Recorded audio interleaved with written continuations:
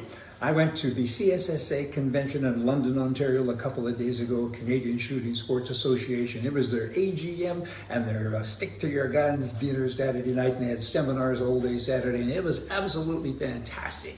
It was a sold-out event, hundreds of people, and happy people. They shouldn't be that happy because the government's out to get them, but they're happy because they know that there's hope. And there was a young girl there, young lady, who's an elected member of Parliament, second term from Winnipeg, and she gave us hope.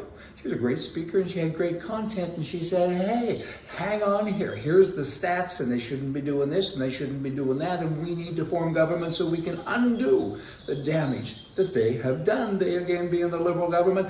And you know what? Raquel Dental, she'll do that. I mean, her and people like her, they're kind of the new wave. Young and pretty smart, and they're going to make some changes, and I'm looking forward to it happening. But they are dealing in the House of Commons now, until they get to form government, they are dealing with some, think of people like the Liberals as someone who has a cataract of the brain, right? You can't see, you have no vision, and they're deaf, so they're deaf, and they're not smart, so they're deaf, dumb, and blind.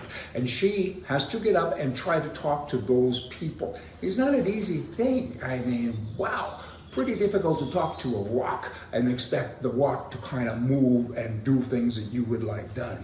So we're hopeful that the new government will in fact be the Conservative government with people like Raquel running the government, and then the gun freeze, the handgun freeze, and all this other stuff is buyback program. We're going to buy what we've never owned, and maybe at other guns we're not going to buy them. You get to keep them, but you can't use them and you can't sell them, and you know, billions and billions of dollars of damage going to law-abiding citizens. Wow, I mean, it's incredible. Tony Bernardo, he's the boss of the CSSA. Tony and I go way back, and here's a photo of he and I. I'm holding a little sticker that Heather at the CSSA, the office manager, put out at every place setting. That was pretty cool. About a dozen years ago, we launched Firearm Legal Defense, and it's $95 a year and so on. And that's what that decal is that I'm holding. And it was so nice of them to promote it and to continue to promote it, because it's so good for their members and it's so good for the millions of people who have guns in Canada, because the government's out to get you. So you need to fight back. $95 a year plus the discount, or with the discount rather, that CSSA provides. It's even less than that. I think it's $85 a year, and you got a lawyer to talk to at any time. Ed Ballou is one of them. Hey, I got a problem, blah, blah, blah, blah. And they defend you in court. It doesn't cost you a penny. So that's pretty cool. And Ed Ballou, he's there with me as well. He had a lot of good information at this seminar. He and another lawyer by the name of Rankin, he's a great guy as well. I forget his first name, but I hadn't met him before that evening, and he's a smart guy. His information was all about Alberta and Saskatchewan, their laws to counter the federal laws with regards to gun confiscation, right? So the feds are going to come and do this and that, but they say it's under criminal law. So it's federal, and you guys have to listen to us. So Saskatchewan and Alberta said, you're correct, it's federal law, but we're in charge of business law, so you have to listen to us. So they put some rules and laws into place, legislation. It's pretty cool. Now that I understand it, that was my takeaway from the seminars. And what it is you guys come and get the guns, that's your right because it's federal, but you have to get a license from us. Good luck with that. When we give you the license, you have to have 2 qualified people.